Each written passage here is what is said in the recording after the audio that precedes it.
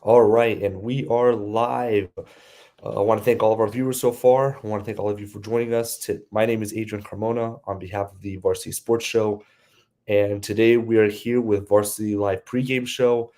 We're going to be giving you the pregame report on all of the high school football games going on in Arizona, as well as some flag football that's going on. So we have a lot of good, exciting stuff to preview with you guys today. I do want to apologize and give you a warning. I am recovering from a little bit of sickness. I'm here in Gainesville because I am a University of Florida student interning with Varsity Sports Show, and there seems to be something going around. So, unfortunately, that means that my voice is going to be a little raspy tonight. But gotta do what you got to do what you got to do. So, I'm still glad to be here with all of you guys to highlight some of these games. So, first up, we are going to go to Travis Bradley. He's going to be previewing the Saguaro and Chaminade match, so we're going to start with him. Hi, everybody. My name's Travis Bradley, and this is Varsity Sports Show. The Saguaro SaberCats kick off their Friday night matchup at home this week against the Chaminade Eagles. The SaberCats, led by head coach Darius Kelly, are hoping to stick their foot in the dirt and turn this season around. The SaberCats enter this matchup with an 0-3 record, yet the team has shown a lot of promise early in the season. Freshman quarterback Zealand Danielson has taken on a significant role in leading the SaberCats offense, averaging over 200 yards per game through the air. Expect his performance to continue to improve as he continues to accrue playing time in his high school career. Senior wide receiver and defensive back Mason Whitaker is another athlete fans can expect to take off this year. He currently leads the SaberCats in receiving at just under 60 yards per game. The Chaminade Eagles are also off to a winless start this season. That being said, I don't imagine any team would be willing to make the 400-mile drive if they weren't certain they had some weapons of their own. Senior athlete Logan Carpenter will be leading a talented defense onto the field for the Eagles. Carpenter is currently averaging over 8 tackles per game. Junior running back for the Eagles, Niles Davis, broke 100 yards last week on the ground, and he'll be looking to do something similar this week. That's all for this Friday Night Lights preview. I'm Travis Bradley, and this is Varsity Sports Show. All right, thank you so much, Travis. That was a great preview into one of the games going on tonight. Two winless teams, both trying to grab their first win of the season. So now we're going to transition over to Raimundo Chavez, who's going to be giving a pregame report on the Palo Verde game. Raimundo, how's it going? It's pretty good, man. It's a nice day down here in Tucson. It's a bit windy, but yeah, it's a nice day overall. Looks nice out there. Yeah, I mean I think it's under 90 for sure. So that's always nice in September in Arizona. Yeah, I wish. I wish.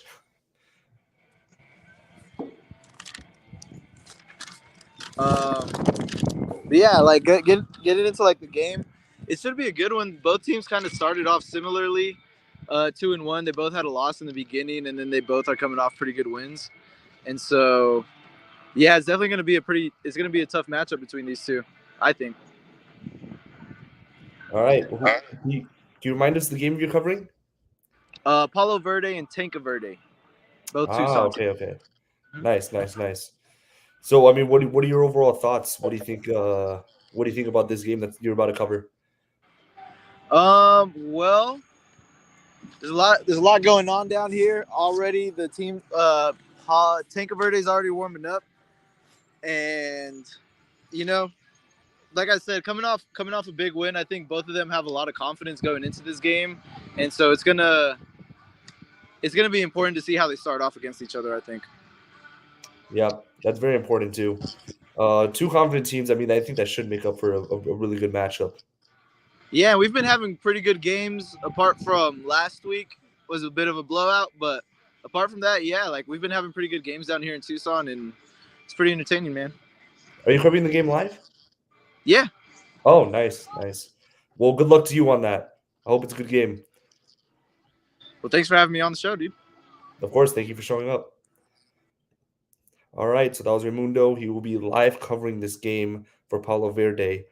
And now we are going to transition over to Jesse Davis, who is going to be giving us a pregame report on flag football. So, one of the sports that's taking over a little bit right now, the popularity of flag football across the country in different minor leagues and leagues in general. So, Jesse, glad to have you. Hey, Adrian, how's it going? Good. How are you? I'm doing well. Doing well. Good to hear. Good to hear. Yeah. So I had the pleasure last night, to go and cover the Barry Goldwater Bulldogs versus Monument Valley Mustangs. So some girls flag football. It was awesome atmosphere, just great to be out there. And yeah, the Mustangs cruised to a 19-0 win over the Bulldogs, in large part to their defense, who pitched a shutout. And I think with flag football, it's very important to win on those early downs offensively, because even if you don't gain the necessary amount of yards you need, it puts you ahead of the chains in terms of making it to the next zone to earn a first down. And that's what Monument Valley did a good job of, was pressuring the Bulldogs and creating some turnovers, which gave them good field position for their offense. And then looking at the Mustangs, they're led by a freshman quarterback and linebacker, Tiana Sherlock, who was really able to manage the game and not turn the ball over. She was impactful on both sides of the ball, as she also had an interception on defense. And then looking at Goldwater, they're led by sophomore quarterback London Farmer, who was able to effectively escape the pocket and run for some good yardage. But the Bulldogs offense struggled to sustain drives throughout the night, and they couldn't find the end zone. That was the problem offensively, is they had some good plays, but they couldn't extend those drives and make it into the end zone. However, the good news is for Goldwater, that was their first game. So they have a lot of room for improvement, but they have time. It's the start of the season. You have the rest of the season to go. There's lots of time to fix those mistakes, and they will look to do that as they are set to play again on Tuesday, September 24th, where they take on the Tempe Buffaloes. And for Mountain Valley Mustangs, they are entering a bye week coming up, but they will return to action on Tuesday, October 1st, where they will play host to the Tuba City Warriors. All right, that sounds like fun. Have you ever played flag football, Jesse? I have. I played in middle school, and then I refed it in high school. So I do have pretty extensive experience with flag football, and I just think it's great. I think it's great for the sport, to grow it, for girls and boys. Like it's awesome to be able to cover that. Yeah, that's awesome. I actually still work as a ref for flag football over here in Gainesville. It's very fun to watch, honestly. Yeah, no, it's very underrated. I'm glad more people are like getting into it. I'm really happy. Yeah, Because it's just such a fun time. You can just play it whenever. yeah, and I even think, like, on the national level, I know that there's been some talks about the NFL possibly doing something like that in the future, whether it be the Olympics or something like that. But flag football has definitely gained a lot of attraction and attention in the past couple of years. Yeah, that's right. The Olympics. They're playing out. I think it's the next Olympics that's going to actually happen. So that's very exciting. Absolutely. All right. Well, thanks for having me on the show, Adrian. Anytime. Thank you so much for joining. All right. So that was Jesse giving us the flag football report, and now we're going to transition to Jace, who's going to give us a preview on Mountain View.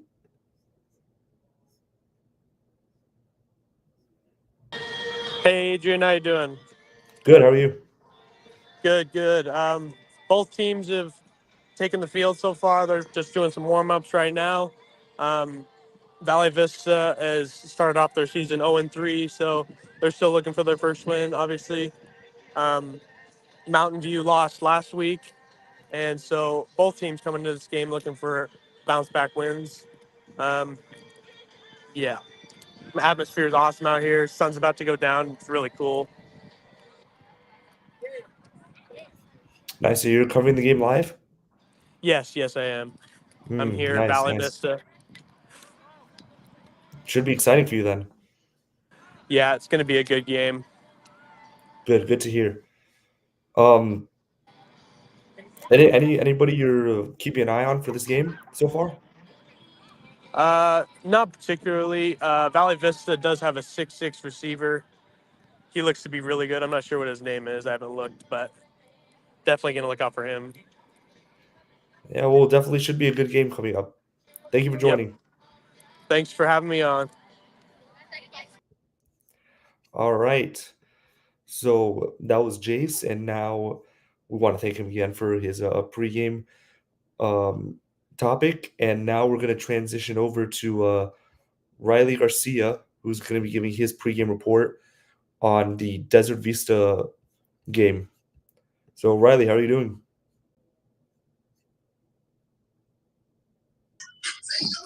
Hello? Hey, Yeah, sorry, audio is not too great right now for me, but no worries, no worries.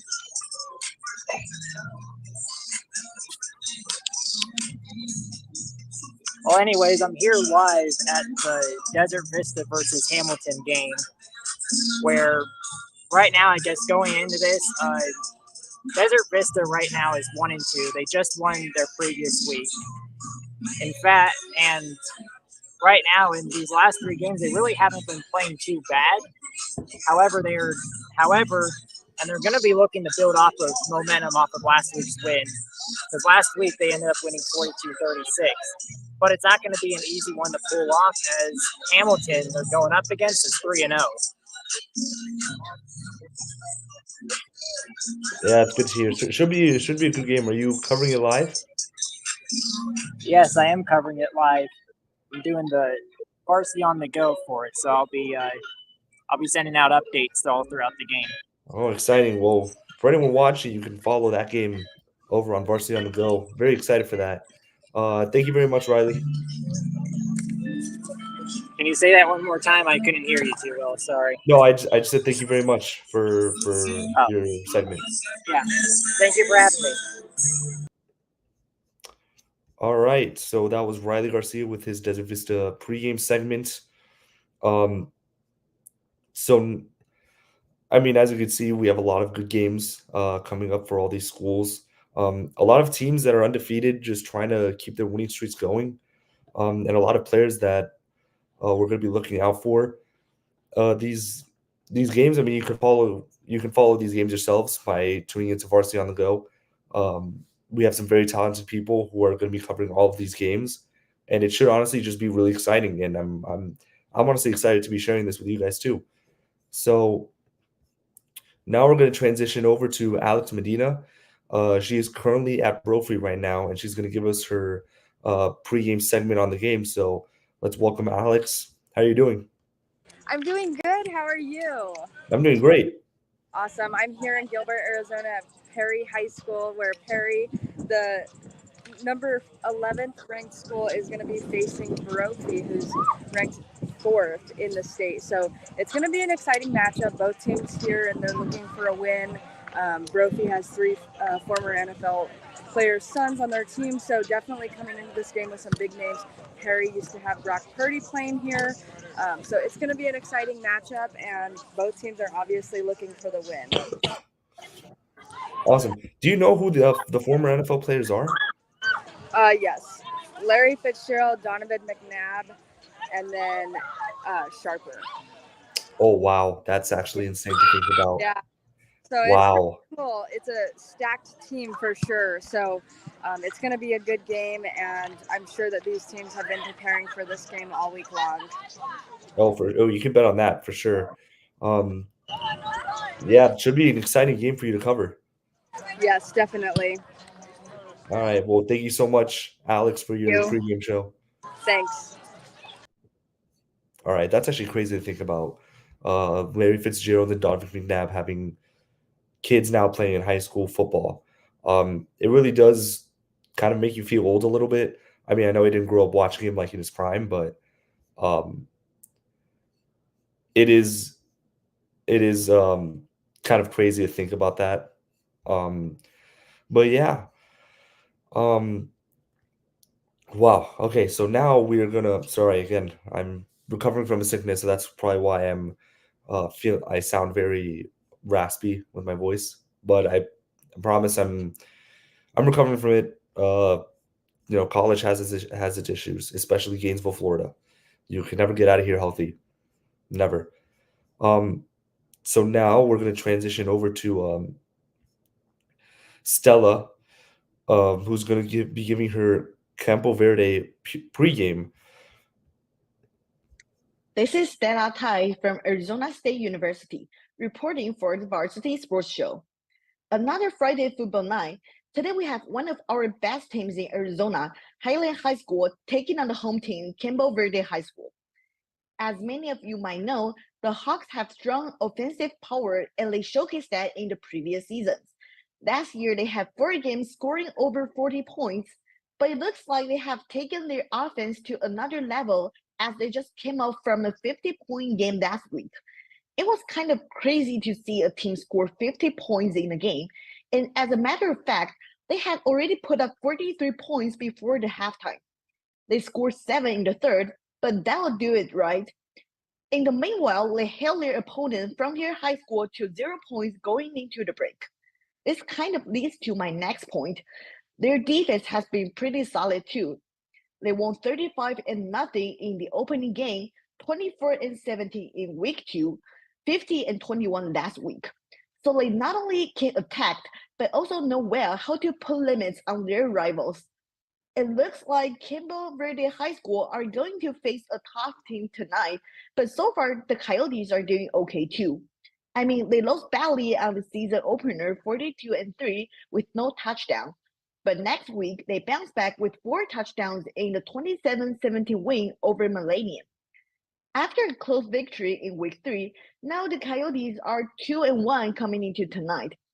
And before we wrap it up, let's talk about how 2 teams did when they faced off last year. The Hawks defeated the Coyotes 45-28 eventually. Just like I mentioned earlier, Highland's offense has been very good. The starting quarterback, Kellen Fisher, had 3 touchdowns in that one. So I'm excited to see how Campo Verde looks to bounce back and how to stop Kellen and his teammates tonight. This is Stella Tai from Arizona State University, reporting for the Varsity Sports Show. All right, thank you, Stella.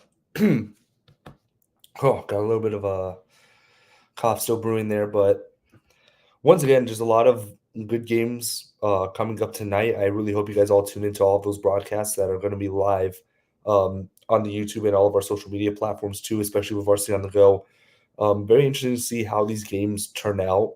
From the looks of it, there just seems to be a lot of close matchups with teams that are, teams that are going in with a lot of momentum. And it just seems very, very likely that these all end up as very good games. And other than that, while we wait for our last guest to join, maybe I can give you guys an update a little bit on what's going on in Florida a little bit. I go here to UF for school, and let's just say it's been a season to forget so far. Especially with our head coach, which honestly none of us know what's about to happen to him. Sorry again. I'm going to be taking a lot of medicine after this, I'll tell you that. But yeah, coming into the season, a lot of people didn't really think we were going to be good anyways, but we lost at home, massively to University of Miami, which just shouldn't happen. Then they beat Samford. After Graham Mertz got injured, then they put DJ Lagway in, and then now that Graham Mertz is healthy, now Billy Napier just wants to play Graham Mertz the rest of the year, which is very interesting because DJ Lagway has looked so much better than Graham Mertz, especially when he started against Samford. And then you lose to Texas A&M at home. You start off 3 games at home and you go 1-2. That's really not a recipe for success going into the rest of the season. It's just really been up and down the entire year. We'll see what happens tomorrow afternoon against Mississippi State, but a lot of question marks. But now we're going to transition over to Christopher. He's going to be giving us a pregame report on Cactus Shadows. So, Christopher, how's it going? Hey, what's going on, Adrian? Don't mind my hair; it's a little windy up here over at Cactus Shadows, but we're ready for a pretty good game here tonight. 6A's Boulder Creek, who are sitting at 0-3, coming off a pretty high-scoring game against Hamilton last week. But they've kind of had a gauntlet in their first 3 games. They took on ALA Queen Creek, excuse me. Like I said, Hamilton last week, and they had Castile a couple weeks ago. And their offense has been pretty dynamic. Brennan Curtins had a couple big games. He had 3 total touchdowns, 1 receiving, 2 rushing, in last week against Hamilton. Quarterback Everett Stano, I'm expecting a big game from him. And I can kind of notice the progression of Boulder Creek's offense within the first couple weeks, putting up 41 points last week against Hamilton, and obviously I'm pretty sure everybody in around Arizona knows how good Hamilton's program is with their new approach to their program. Cactus Shadows is 3-0 coming into this game. They're coming from 5A, so interdivision matchup here. But their offense has scored 176 total points in the first 3 games. They've won by a landslide in their first 3 games against Camelback, West Point, and Sunnyside. And they dropped over 60 points in their first 2 games against Camelback and West Point. Kind of led by they kind of have a dynamic rushing attack on offense. Donovan Dixon, he's been electric for them. Cole Mays has been electric for them. Andrew Murhead, he's been an electric running back. I think I saw he had 3 touchdowns last week. So I'm expecting big things from Cactus Shadows offense tonight, and it's kind of interesting to see if Boulder Creek has any attempts to bounce back in this game. Very interesting. A lot of key players you're highlighting there. Yeah, absolutely. I was looking through the stats and stuff in my preparation for this game, and I just saw quite a bit of touchdowns. Too many for me to even jot down. There was a lot of multiple touchdown games from Cactus Shadows offense. So I'm expecting a big shootout here tonight and a windy night. Very windy, I can see. Yeah, Very absolutely. Windy. Hey, it gives character though. We love those kind of nights. It's getting cooler out here, but which means the competition is getting a little bit hotter. So as soon as we creep into October, things will definitely start getting interesting around the valley in high school football. Yeah, hopefully it cools down a little bit, because especially over here too, it's burning right now. Yeah, absolutely. Yeah, we're kind of grateful for it, especially these football players. I know how that feels. For sure. For All sure. those practices in August and stuff, you kind of appreciate a windy September night. Yep, absolutely. Well, thank you so much, Christopher, for your pregame report. Absolutely. Thank you for having me, Adrian. Anytime. Have a good one. You too. All right, and that was Christopher with his pregame report on Cactus Shadows. With that, he was our last guest for these pregame reports for the games that are about to occur in about half an hour or so. With that, I want to thank everyone for tuning in to the pregame report. I hope you all follow the broadcast for all these games that are about to go on over in Arizona. I'll be sure to be tuning in for some of them. A lot of interesting games that we can see. And I hope you tune in for our post-game show, which will be occurring at about 10 p.m. Western time. And for me, it would be 1 a.m., but I'm always glad to be working. Really hope you tune into our post-game show. We'll be recapping all of the games that we just previewed right now. With that, I'm Adrian Carmona from the Varsity Sports Show, and thank you all.